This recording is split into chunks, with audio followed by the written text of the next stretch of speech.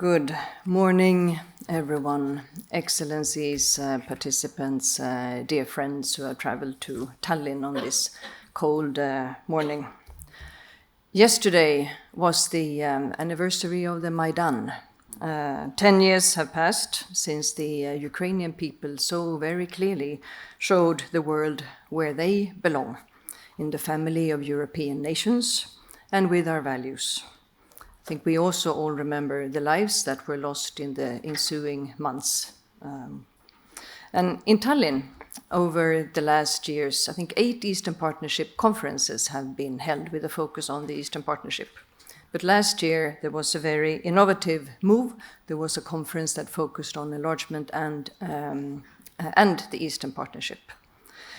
The dynamic that was created in the conference room then, I thought, was very special. It made for very good and some unexpected discussions and also views. And I think many of us remember the very forward-looking approach that was taken.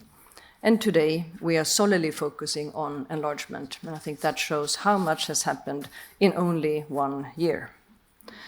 In the geopolitical context after Russia's brutal full-scale invasion of Ukraine, it is decisive to truly strengthen our ties to our neighborhood. And the EU perspective really continues to be the driving force for reforms and for the values that are the core of the Union and also of the enlargement process. That process is and will continue to be our most effective and strategic tool to contribute to peace, stability, security, and prosperity, as Vivian so aptly pointed out. And we, as the European Union, its members, we have a strategic interest to respond to the EU aspirations in the enlargement process. And we must do our utmost to support the EU integration of Ukraine, Moldova, Georgia, and of course the countries of the Western Balkans. At the same time, it goes without saying that enlargement will not come without strings attached. It never did, and I think the countries that joined in the last round, they know that very clearly and have excellent experience to share with those who are now coming along. Reforms on fundamental rights and democracy are necessary, as are forceful measures against corruption and organized crime. And of course, the enlargement process must continue to be based on merits. And that means, not the least, reforms in the area of rule of law that must remain the core of the process. And for Sweden, supporting the EU candidate and the potential candidate countries continues to be essential. It is manifested for us on all levels, in our political dialogue, through substantial bilateral financial commitments, and of course, at the EU level. It is not empty talk. There is firm action between our support and our words. Our bilateral strategy for reform support to the Western Balkans cover the years 2021 to 2027 and amounts to around 500 million euros. We focus on human rights, democracy, rule of law, and the environment. And this is a really long-term commitment on part of my government. And the Swedish reform support complements what the EU does, focusing on fundamental reforms.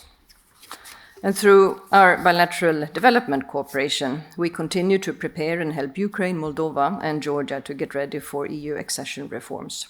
We work with institution building, justice and human rights, the green transition, the environment, climate, and the development of a market economy. In Ukraine, we have clearly seen how Sweden's support over the years to the decentralization reform and to democratic institutions at the local level since many, many years back has contributed to the country's resilience in the face of Russia's full-scale invasion. We also continue to see how Ukraine's impressive reform efforts continue while facing the brutal war waged by Russia, and we are stepping up our support in a wide range of areas, including rule of law. One important part of this is that Sweden adopted a new strategy this year with a support package of 500 million euros to Ukraine for reconstruction and reform cooperation for the coming 5 years. The focus of that will be EU integration. This is the largest strategy that we have ever adopted for one single country, and we have been shifting our reform and aid to Ukraine from other countries. And our commitment has become, of course, even more important following Russia's full-scale and immensely brutal invasion of Ukraine and its devastating consequences. It's for the region, but it is also far beyond. So I would like to thank the organizers, especially our colleagues at the Ministry for Foreign Affairs and ICDS, who have put in a huge effort to make this conference possible, like in previous years, and of course also to our colleagues at the Commission and the Embassy of Romania.